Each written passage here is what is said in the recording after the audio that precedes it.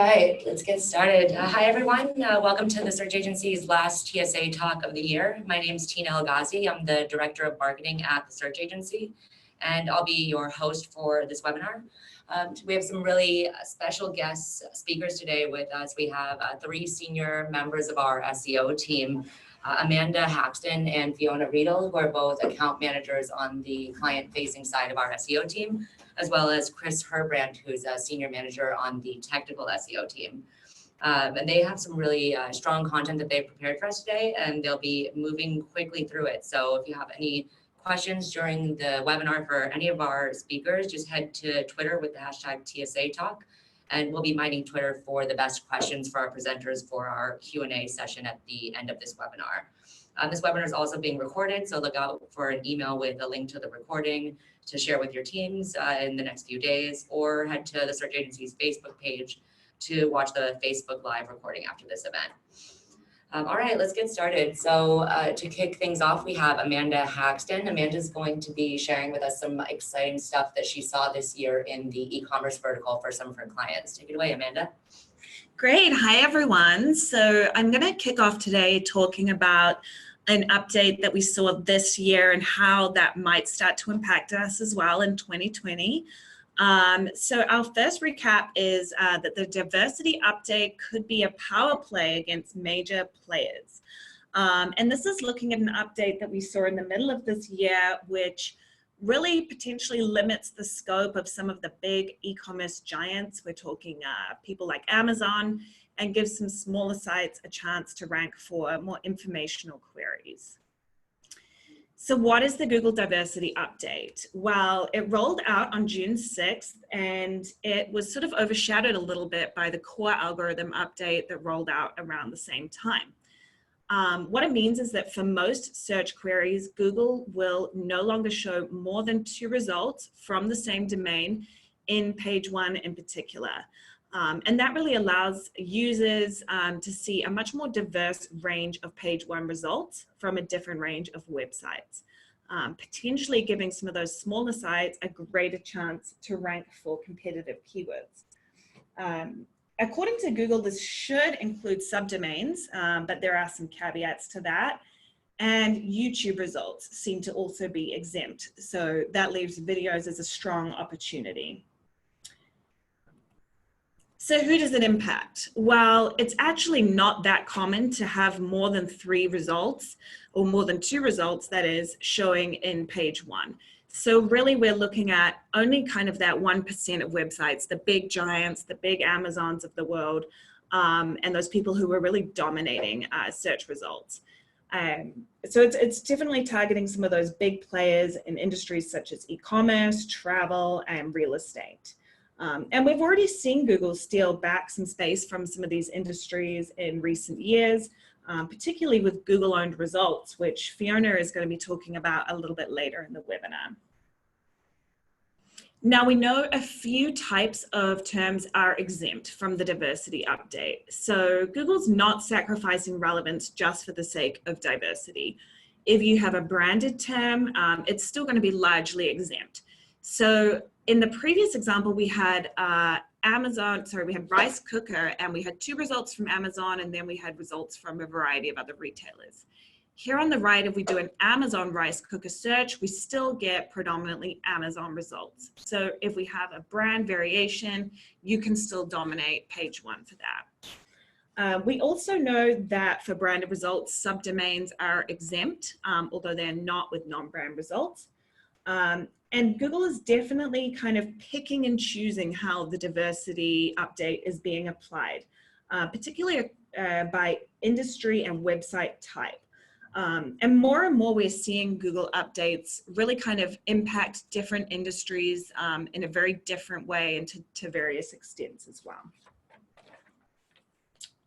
With so much ambiguity here on, kind of how the diversity update has been implemented, I think there's definitely room for that to be further refined in 2020 or years to come. So to find out how much impact this was actually having, Search Metrics, which is the vendor that we partner with, has compared results for a set of keywords, comparing March 2019 with results from June 2019. And this study found that 3.5% of searches still contain 3 URLs from one domain, down from 6.7%. And that's largely on information-seeking queries or those branded results. So you can see that there's still definitely some exemptions to this 2 URL rule. 44.2% of searches contain 2 URLs from the same domain, and that's up by less than 1%. And 52.3% of searches return unique domains for all page 1 positions. So 10 completely different results from different websites. This update really has only hit those biggest players. It's a small subset of people, but the impact that it could have goes broader than that, because by pushing out or limiting the scope of some of the giants, we're creating more space for sort of small and medium players to get into page 1 rankings. And it could kind of be a canary in the coal mine for signaling some changes to come from Google in limiting the opportunities that some people that they might consider threats have in the organic space, or pushing them to invest more in paid as well. And it's really kind of letting those smaller merchants have a chance to perform well in organic. We know that some big players like Amazon have pretty sophisticated search functionality in their own websites. And as Amazon had been kind of increasingly dominating search results, it was harder and harder for their merchants to get traction with their own organic rankings. And we've seen similar things in other industries where there was big giants at play. More and more we're seeing people kind of look at Amazon SEO and trying to optimize for Amazon search because they just couldn't get any traction going in Google. So the diversity update is really letting those merchants kind of come back, giving them a bit more opportunity to rank for some of these keywords.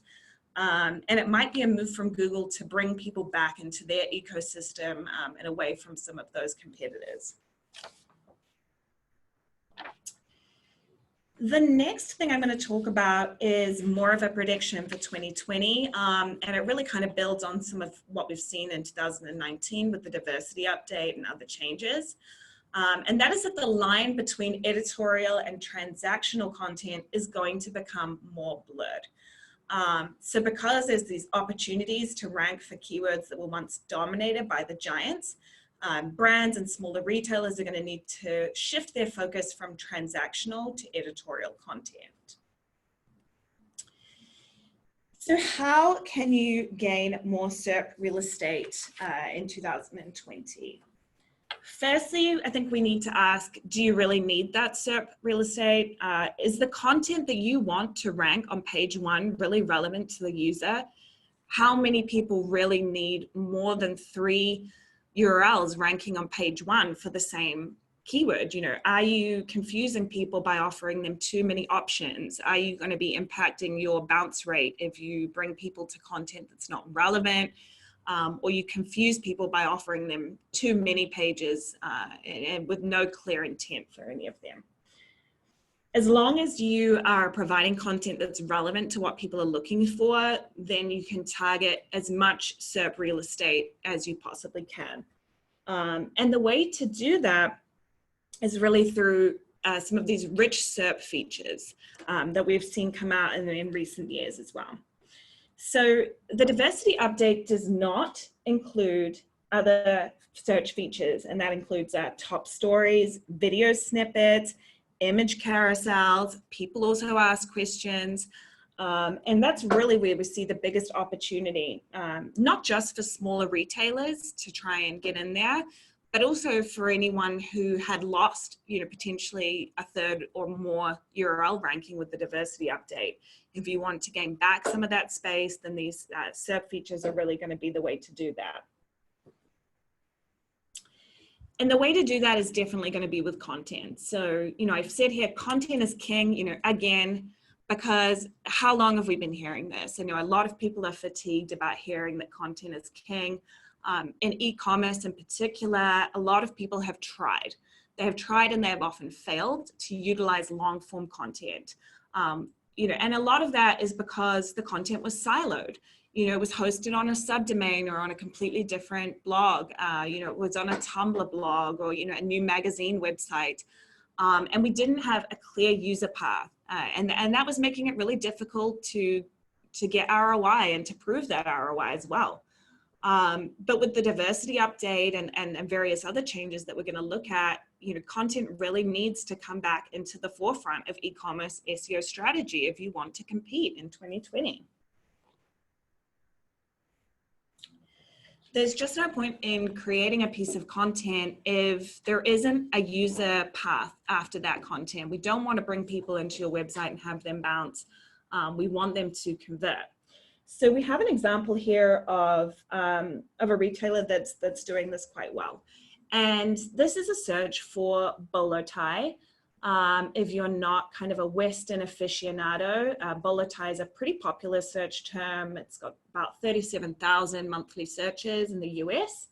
And this is quite a competitive term as well. So there's a bit of presumed intent to buy with this term because it's a clothing accessory. But you can see kind of in our SERP results here that we have a lot of different kinds of results. We have a people also ask, we have image search, we have videos, we have shopping, as well as kind of traditional e-commerce links as well. And in this example, we're going to be looking at a brand that wins the very first result that is text-based, which is a people also ask question. And this is a rich SERP feature. And the very first question is, are bolo ties formal? And the brand that wins here is called Pinto Ranch. And now Pinto Ranch is probably not a name that you're familiar with. This is a pretty small retailer here, and it is technically winning kind of position 0 or the first spot on this page, the first text spot. We had a few images above it. And we're going to look at how they've won this spot. So Pinto Ranch has put together this nice blog post or article, how to wear a bolo tie. And it's nothing that sophisticated. We have some nice text here and some images as well. And we've covered some of the topics that are most closely associated with this term. So, we've got kind of the traditional bolo tie, the unconventional bolo tie, how to wear your bolo tie, etc. And this has helped them to win that featured snippet because they've clearly asked and answered the question that people also ask result poses. And what's interesting is that they are not ranking that well for the term bolo tie. They're actually on page 2, they're in position 18. They don't even rank well that well for, is a bolo tie formal, which is the question they win. They're in position 3 for that, but they win the people also ask question, and that pivots them right up to position number 1, technically, on a pretty high volume search term. And this puts them above Amazon, it puts them above Wikipedia, it puts them above YouTube, it puts them above WikiHow on that result. So they are a small retailer here really punching above their weight against these giants in the search term. And the content here is pretty in depth. It's covering the topic clearly, but what's more important is that there's a clear path to purchase here. So just on the bottom right there, you can see you have the option to shop directly in this blog post. You can add to cart right here. That means we're not going to have drop off from this page. There isn't a complicated user journey. This article is hosted on their main website. We're not off on a subdomain or a different website. It's really easy to convert from this. And so with this piece of content, they have really successfully covered both intent to buy and intent for information. And that's really the way that we'll be looking to go, I think, to get more SERP real estate in the future, especially in the e-commerce space. So what can you do if this is a strategy that you want to go forward with in 2020? Firstly, we need to be conscious of only creating content that is really relevant to your users. We don't want to bring people in on irrelevant search terms and then have them bounce. Remember that we want these people to convert. We need to make it our goal to have the best content available for your topic, because a lot of people are going to be going after this strategy. It's going to get more competitive, and you need to invest in really good quality content that's in depth on your topic or on a subset of your topic as well. And make sure that that content has got a clear user path and those next steps, whether it's a transaction like a purchase for a retailer, or, a next step to download, a piece of content or to sign up for something. Just make sure that that, next step is very clear in your content. And avoid siloing that content away from your key converting pages. We don't want to have too many clicks between a blog post and the checkout. Make it as easy as possible for people if you do want to be able to prove that ROI, so that you can invest more in content in the future. And that's everything for me today. If you have questions about this section of the webinar, just put them on Twitter, use the hashtag TSA Talk. And we'll come back to those questions at the end of the webinar. Thanks so much, Amanda. That was really interesting stuff. And next up, we have Fiona Riedel. And one of the things Fiona is going to talk about today is something that I actually personally felt was one of the biggest things to happen to the world of SEO in 2019. And that was the pretty substantial deterioration of organic click-through rate from the search results. Fiona, what does that mean for SEO in 2020? Well, I mean, it means a lot. Before we kind of dive into that, I do think we can't talk about 2020 without mentioning the US presidential election. And our prediction here is really that any decision that's made by Google in the next year or so is going to be pretty heavily influenced by the political climate. And what this really means is that those EAT concepts, which is really just expertise, authority, and trust, are going to be more important than ever. So the internet is such a huge part of our culture that the offline and online space really blend together in some pretty interesting ways. And in 2016, we actually saw the internet become something of a political tool, with various media outlets and political players pushing their agendas across multiple digital platforms. This election also gave rise to concepts like fake news and digital privacy, where we saw people lose a lot of trust in the information that they were consuming. Additionally, paranoia really grew about how various entities are mining and using our data. Specifically, this put a lot of emphasis and attention on how internet giants like Facebook and Google are operating. In fact, they actually both landed congressional hearings over their policies. So Google, for instance, they were accused of showing a political bias in their algorithms, as well as mishandling data privacy. As far as data privacy goes, I do think it's important to mention, but it can be a little bit of a rabbit hole, because data, the way that Google uses data really helps, make digital marketing so impactful and effective. So I don't want to go too much into the particulars here, but essentially what's happening is that the paranoia surrounding who has access to our personal information and the way that Google does treat user data is really becoming quite controversial. And I think this is going to continue to impact the digital space going into next year, especially given that we've already seen Europe adopt laws surrounding data privacy, and we'll likely see the United States adopt similar laws moving forward. So for now, the bigger focus is really on Google's perceived political bias in their search results. Now, we know that different news sources have different agendas, and they really utilize confirmation bias, right? Which means that they manipulate certain facts in order to tell the narrative that fits their political agendas. So more than ever, people are really seeing through that, right? And that's where the concept of fake news has come, because we're really starting to understand that those news sources can't always be fully trusted to tell us exact, accurate information and facts. So the fear then, when it comes to Google in particular, is that if you search a certain topic in Google, you'd only be served results that fit Google's political agenda. Now, I don't agree that that's true, and it has been debunked by various people within the internet space, but that's the fear, and that's why the eyes are so closely on Google and what it does next. So what would this mean? Well, it can go one of two ways, right? Maybe Google will shy away from making these major algorithm updates, keep quiet for the next year or so, and really keep the heat off of them. Potentially, I mean, this could be also why we saw so many algorithm updates in the last couple of months. They want to get them all out of the way so that they can kind of go into the shadows for a bit. But I don't think so. I think they're going to go the opposite direction. I think they're going to make intentional updates in order to, one, prove their neutrality, eliminate fake news, but then also just serve the user. Because ultimately, that's what their intent is. They want to serve the user the best experience. So with that, I think we're really going to see them leverage those trust signals through the EAT updates, as well as the diversity updates and other core values that they've expressed in order to really serve the user and make sure they're providing accurate and authoritative information. So what should you as a brand be doing?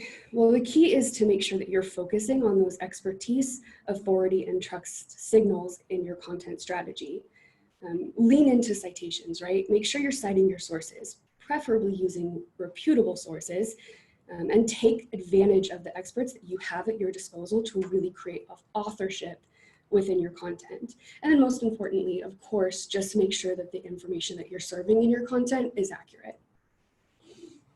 This is especially important right now if you work within the your money, your life space, right? This means anything related to health, wealth, and happiness.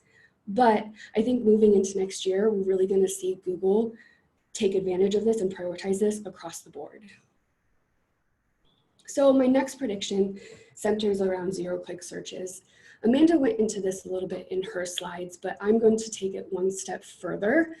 My prediction with zero-click searches is that CTR is going to continue to go down, and then it will also drive more and more brands to adopt cross-channel marketing strategies. The reality is that you can't rely solely on Google for traffic and leads anymore. You really have to have a presence on other platforms within the digital space. This isn't necessarily new, but historically everything has been so siloed. We kind of exist in a vacuum in terms of how we manage our SEO teams, our content marketing teams, etc. But I think in 2020, we'll really see more brands take a more holistic approach to all of this. So what are zero-click searches? Google has gotten so advanced at really creating SERP experiences where a user can get all of the information that they need and even perform various actions without even having to leave Google. So you can book hotels directly from the search results. You can make purchases, you can watch videos, you can get answers, all without ever having to click on a non-Google owned result. So we have all these industries where, as Amanda was explaining earlier, major players have really lost a ton of traffic and revenue from Google. And one of the questions that we have going into 2020 is, which industry will Google take over next? You know, there are rumblings that they'll get into the real estate market. It's possible that they'll get into transportation and rideshare. They've already started their foray into healthcare, and that's only going to be expanded. And they have YouTube Live now. So maybe they'll put a horse into the streaming race, right? And let users stream live TV straight from the SERPs. You just never know. And then restaurant reservations seem like a really natural next step. And then we all know they're trying to get into banking, so who knows where that's going to go. So on the positive side, there are positives that are coming out of this. And that's that really the traffic that is going to come through to your site, it's going to be better quality. Bounce rate's going to be down, conversion rate is going to be up. And because this, you know, if a user has gone through the search experience at the top of the search funnel and already gleaned all of this information that they need in that initial research phase, by the time they make it to your site, chances are that they're already prime and ready to convert. So now you're meeting users who are much lower in the funnel. And again, Amanda touched on this with, you know, adding clear conversion paths within your editorial content. So as an example, you have a search result for UCLA tuition. Now imagine that you are looking into schools to apply for. You're at the top of the funnel, really trying to get a sense of what you can afford before you actually start sending in applications. That's the intent here. Now, when you get to the SERP, you immediately, right off the bat, right at the top, are served the exact information that you're looking for. It's right in front of you. On top of that, you're also getting additional information like the average cost after aid, the graduation rate, the acceptance rate. You're getting all of this information and you haven't even made it to UCLA's website yet, right? So when you do make it to the UCLA's website, the chances are that you're much closer to actually applying for the school. So while CTR will go down, conversion rate will go up. Now, to bring it back a little bit on the gloomier side, again, the reality is that with all of this real estate kind of taking away from those organic blue links, the competition is stiffer, right? So if you're not winning in these spaces, you're not going to get the visibility that you're looking for. You're not going to generate brand authority or awareness, and you're just not going to get traffic. So there are a couple of things that you can and should be doing. First, you have to have a horse in the race. So you have to pay attention to what's happening on a SERP. And then, like Amanda said, make sure you have the content that matches that intent. So, and on top of that, it's no longer enough to just write a post, publish it, and then leave it to do its thing. You have to put your content in front of your audience. So it's really important to complement your SEO strategy with a content marketing strategy. So with that, the traffic and attention that your content will receive will also contribute to the long-term organic authority of your brand, and then by contrast, make it easier for you to win in these spaces. So at the end of the day, it's really important that your content marketing team and your SEO team are on the same page and are working towards the same goals. And this is also just cost effective, right? You can have your SEO team creating one piece of content and your content marketing team creating another piece of content, or you can have one piece of content that accomplishes both these teams' goals. So the concept of rich results really lends itself nicely to my next prediction, and that's that with more new real estate on the SERP results, you're really going to have to rethink your optimization strategy for branded keywords because that space is going to become more competitive.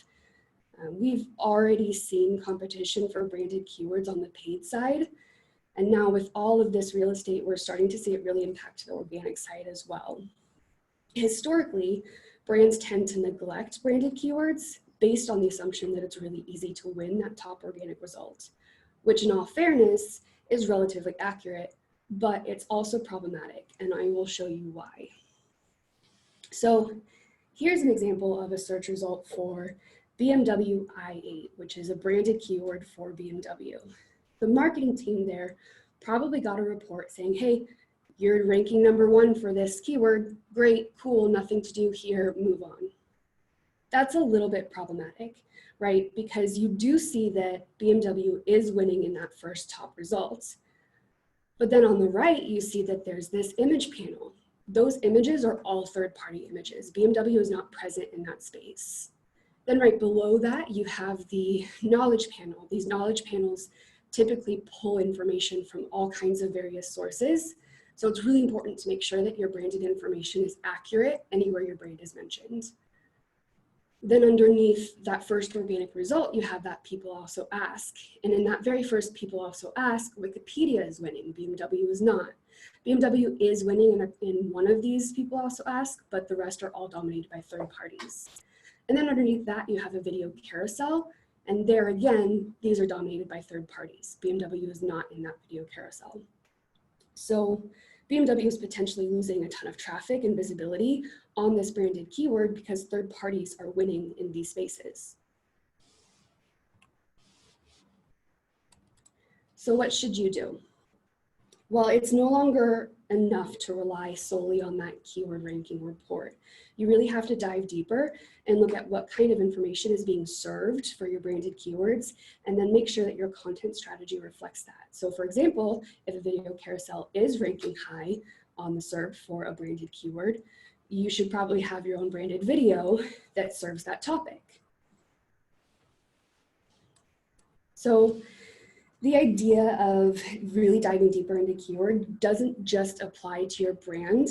It's really a bigger part of the direction that SEO is heading on a whole level. So this leads to my next prediction, which is that intent is the new keyword. So SEOs are already starting to shift their focus from keyword research and optimization to more intent-based research and optimization. And they're adjusting their content strategies to focus on these user intent rather than exact match keywords or keyword optimization strategy. Google's moving in that direction as well.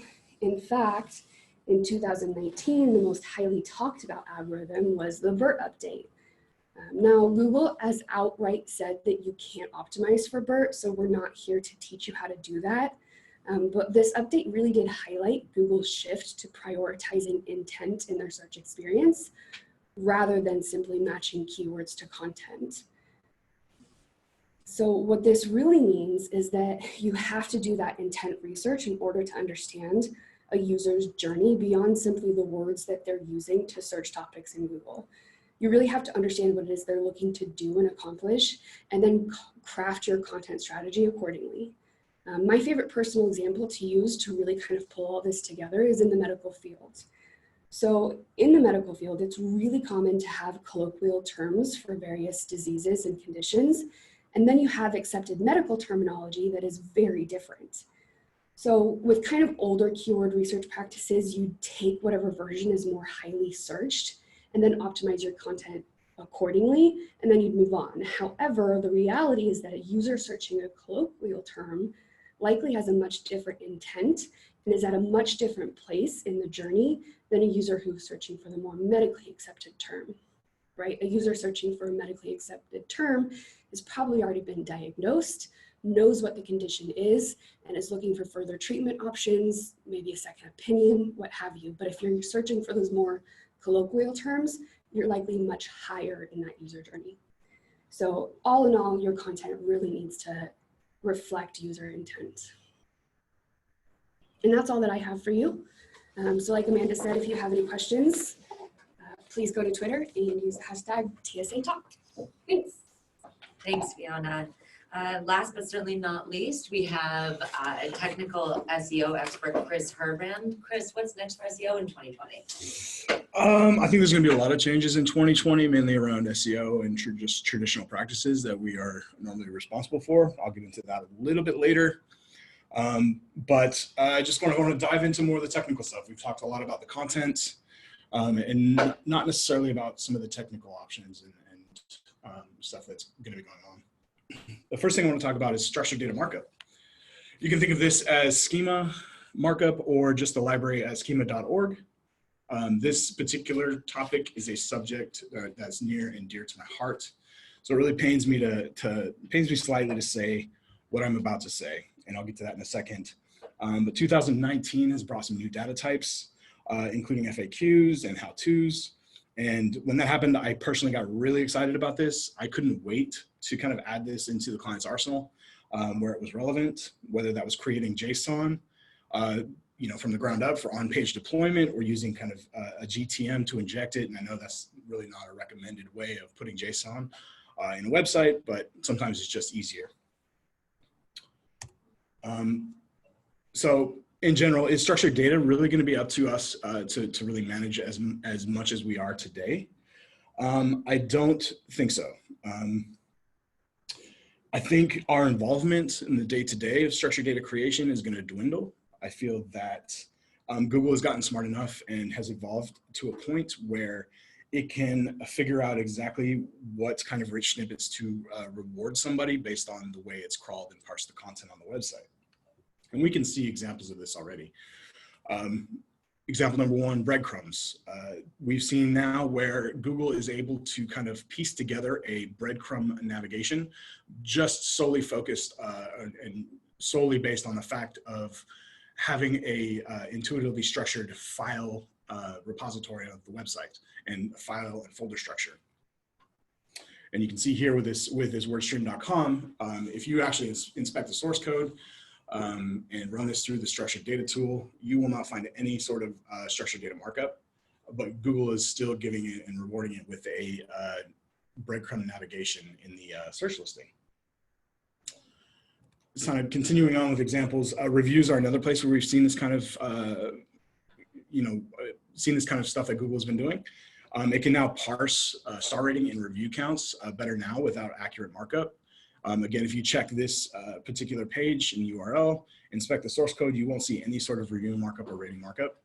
And yet Google is still rewarding this particular listing with a rating star and one review that has been published by an actual person, and Google is able to recognize that. The next kind of example is again centered on reviews. This is a site, Mozilla.org. They've created a page here where they've actually created a fake product, but they've used table elements and encoded characters to kind of mimic the microdata. So when Google actually crawls and parses the content, it pieces it together and knows exactly what it is, as opposed to directly implementing microdata, which is another form of implementation for structured markup. It's able to actually parse that out and reward this particular page with a rich result and a rating star and a review count. Talking more about kind of interactive media, video, we've seen this happen a lot as well, where listings have actually put in a video thumbnail inside the search listing, or search listing actually contain a video thumbnail rather. Now, this is primarily happening in the video Google index, not necessarily in the universal results. So, the basic tab of Google is just the universal results. So if you click into the video section, you will see a lot more listings like this. And that's primarily due to the fact that these typical listings have a higher click-through rate and drive a lot of more traffic. And so it's kind of relegated to that unless you're really searching using a exact match keyword or a search query that kind of contains the word video and the intent matches the fact that you really want to see a video. You may see that in universal search results. And diving even more into video and kind of even more of a reason to kind of focus on this is that there's a lot of correlation between a higher average time on site as well as a higher organic position inside Google search results. So this would kind of, should put content marketers on a path where they are trying to produce video content if it's relevant to kind of drive that time on site higher, keep users engaged on the page, and therefore see the correlation effect and start to rank a little bit higher in organic search results as well. What should we do now moving forward, now that our role is becoming less and less involved in structured data? I would say that we are still responsible for kind of continue to review and audit the SERP listing features for your brand, making sure that your brand is showing exactly as you want it to, and the folder structure, in the breadcrumb example, the folder structure is correct and accurate. Addressing structured data errors and warnings as necessary. These are reported inside Google Search Console as well as through the structured data testing tool that you can use. Really focus on only adding additional structured data markup if you feel it's really relevant and important to the content that you have on your site. And then just start thinking about how to make your content more robust with video and audio media types and driving that user engagement on these landing pages, therefore, increasing organic ranking over time. So diving into the next topic I want to talk about is we are going to have to be more creative moving forward in 2020 when controlling how bots crawl the content. Now, this is specifically talking about the no-follow tag. The no-follow tag has in the past been traditionally used to kind of sculpt crawls and control how kind of search bots are going through the website and what content they happen to be seeing. And we won't be able to rely on that any further. And that's because in 2019, Google has introduced two new no-follow related attributes. One is sponsored, one is UGC, relatively self-explanatory. Obviously, sponsored is for paid or sponsored links. UGC is meant to be used on links that are included in user-generated content on websites. Now, these can be used interchangeably. You can add UGC and sponsored and no follow all to the same tag if it's relevant and makes sense. But the key takeaway here is that as of March 1st, 2020, Google is no longer going to be allowing the use of no follow to kind of create a sculpt rather a a crawl path for search bots. You'll have to find more creative ways as SEOs to be able to kind of impact that, whether that's obscuring links and making sure they're not crawlable, or various other methods in order to be able to kind of control that crawl. And this is really going to be more kind of impactful for larger sites like the eBays, the Amazons, where Google's not going to be crawling all of your pages anyway. They'll be crawling a subset of your pages. So how do you make sure that Google is crawling and search bots are crawling the pages you want them to crawl and the content that you want them to see? So this is just a recap. It's pretty much everything I've just talked about, so I don't think I need to go through this exactly one for one.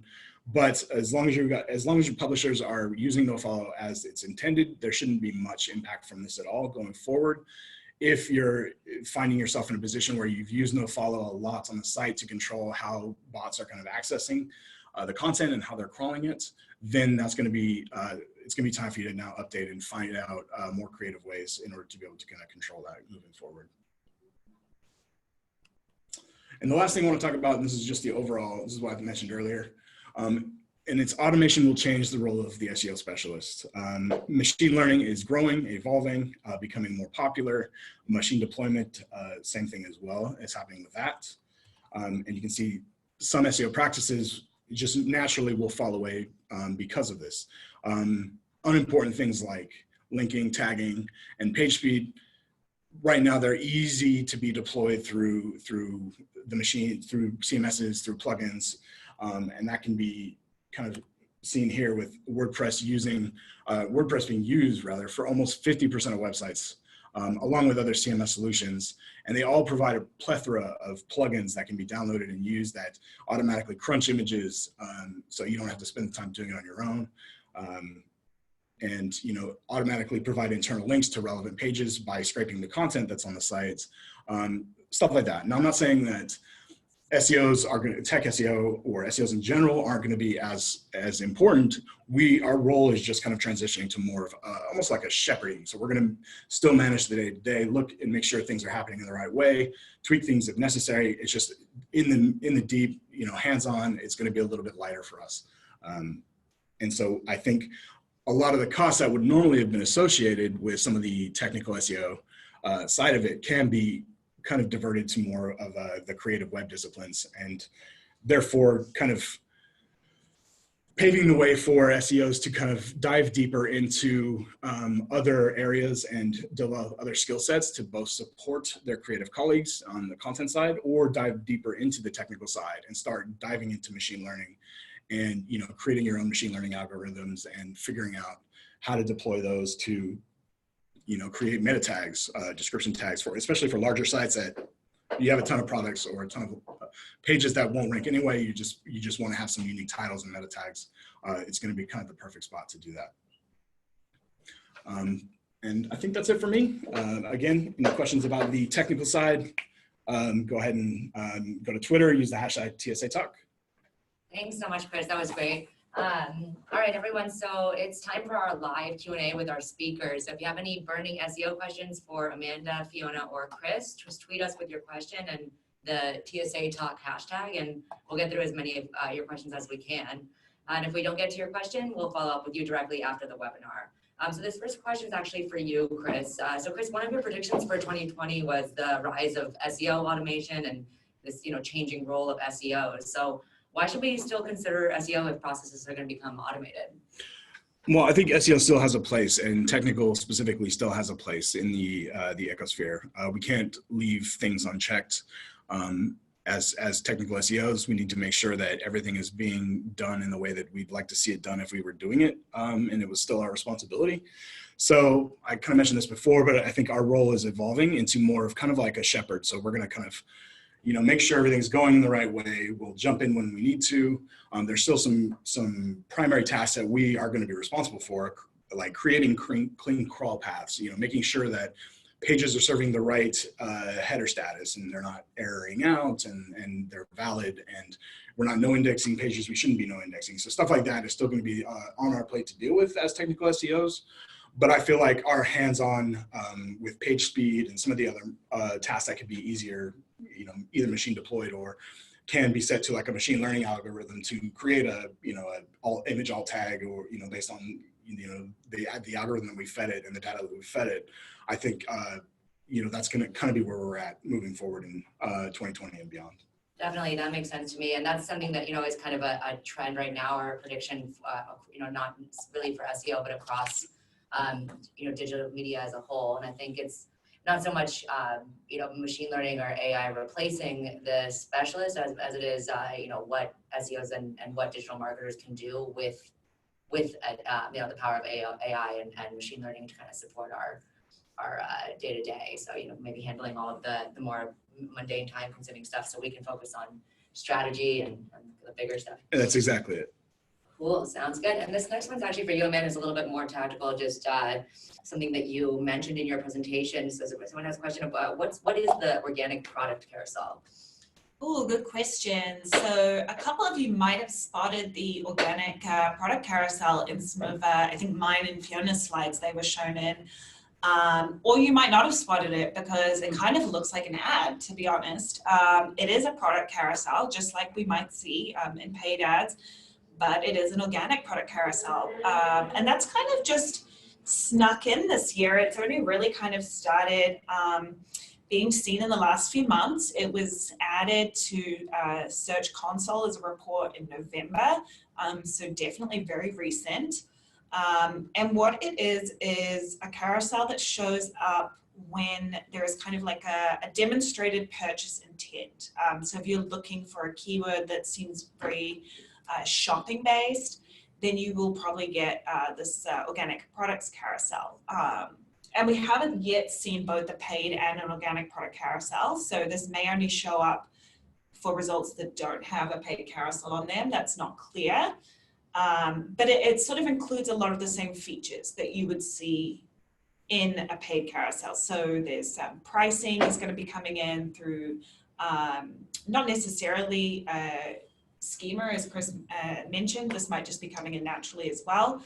And it is also going to bring in reviews. And at the moment, that looks like it does come from schema. But these are all organic, so it's really interesting. It's giving you kind of an opportunity to almost get like a free shopping ad with these organic carousels. So it's another really interesting SERP feature that people will be able to take advantage of. Awesome, thanks so much for that, Amanda. And then this next question is for you, Fiona. So with talking about zero-click searches, how can we make sure that we're featured in those new search integrations on the SERPs, given that the rise of zero-click searches and that organic CTR is kind of declining? Yeah, so like I said, the competition here is pretty high, right?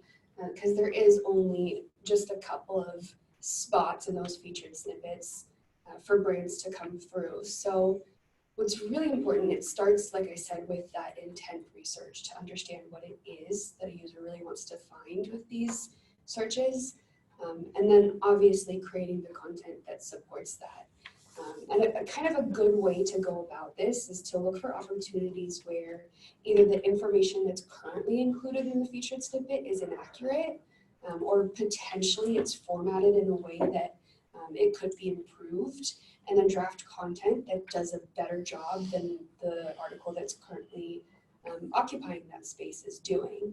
And then from there, again, make sure that you're promoting your content so you can generate that authority, and then building authority over time. And then with that comes that organic ability to win in those spaces. Thanks so much, Fiona. That definitely makes sense. All right, it looks, if you have any other questions, we'll give another second on Twitter here. I think you guys did a great job. If we have no more questions, guys, thank you so much. We really appreciate you joining us today. And then everyone who is listening, thanks for attending.